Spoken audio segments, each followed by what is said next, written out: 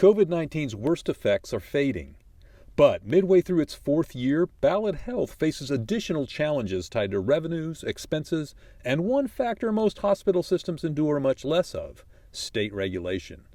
Competing systems Wellmont and Mountain States merged to form Ballad in 2018, but the resulting inpatient monopoly required heavy state regulation. We sat down with CEO Alan Levine to discuss revenue and expense pressures, starting with the need to make salaries more competitive. I don't think there's any doubt that our expense structure is going to increase on a recurring basis because we've got to make some more investments in nursing. We're competing with contract nursing agencies that are paying 5 times what we can pay. But there isn't much wiggle room to keep bumping up pay. 50% of every revenue dollar that comes in goes right out to labor cost. And so if that number goes to 52%, all of a sudden we're at a loss. Another pressure comes from increasing value-based payment models. Those push more care into outpatient settings, and they drove Ballad to change its diagnostic centers from hospital-based to non-hospital-based, even though that yields less revenue. The insurance companies are saying for outpatient diagnostics and outpatient services, we will not authorize if you go to a hospital-based diagnostics. And when a patient is theirs, doctors benefit from this shift too, by keeping overall care costs below a certain level and, as long as quality is good, pocketing some of the savings. Now you've got primary care doctors saying, wait a minute, if I'm referring a patient for a diagnostic test,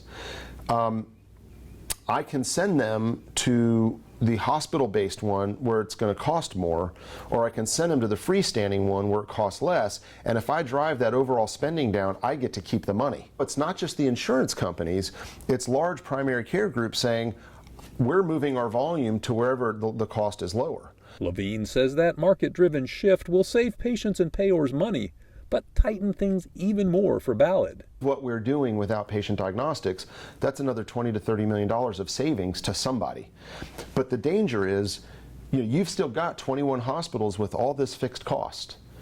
And all of a sudden, that contribution margin is gone. And it makes it even harder for us to do things like bolster our nursing salaries and things like that. Not to mention meeting its annual state-required investments in things like children's, rural, and behavioral health, and clinical residencies.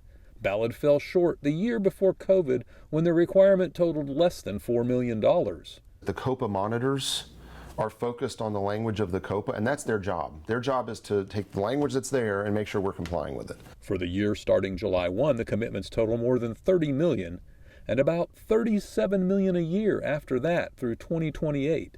We're committed to that. That commitment hasn't changed, and it's not going to.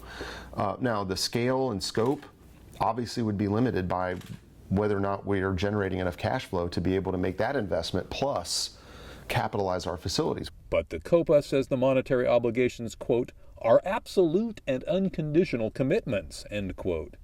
Along with labor challenges, shrinking inpatient numbers, payment model changes, and more, they leave Ballad with what Levine admits is a heavy lift. Who's going to pay for that massive legacy infrastructure you have on the inpatient side? Well, you still haven't answered that question. Well, you don't know the answer. I don't know the answer yet until I know what the volumes are going to look like. But he says those challenges would have hit the region with or without a Wellmont Mountain States merger, and he believes the region is better off with Ballad and some of the unpopular changes it's brought to the region. If we'd have lost $200 million a year because of all this external activity and didn't reduce to one level 1 trauma center, didn't reduce to one level 3 NICU, didn't consolidate the hospitals in Greenville, didn't consolidate the hospitals in Wise County, didn't eliminate 200 corporate FTEs when we merged, if we hadn't done all that, we'd be bankrupt.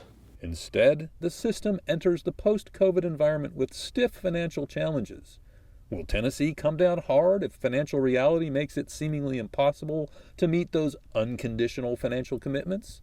Levine thinks it's more about the goals: improving population health, lowering costs for consumers, improving access and quality. I do believe that the commissioners understand what are the policy issues behind this, and I do believe they're focused on that. It's not spend money for spend money's sake. It's spend money for things that are actually going to fulfill a policy purpose. And I do believe that they understand that. And I also think they understand the complexities of the challenges we have in a rural region. I mean, you look at readmissions. Our readmissions are the lowest they've ever been. They understand that reducing readmissions in a region where you have the social determinant issues that we have is very different than when the Cleveland Clinic brags about reducing readmissions. I mean, when your patients are flying to you in their private jets, you're going to have a different outcome than patients who have to take Uber 2 hours to get to you. And so I think the states do have an understanding of those unique challenges. And frankly, the Commissioner of Health in Tennessee came from a rural region and delivered her children in our hospital here, so she understands the challenges that we have. And so I frankly have enjoyed, I'm grateful for the work she has focused on over the last year for the state, but I'm also grateful that she actually comes from a rural area and understands these issues. In Johnson City, Jeff Keeling, News Channel 11.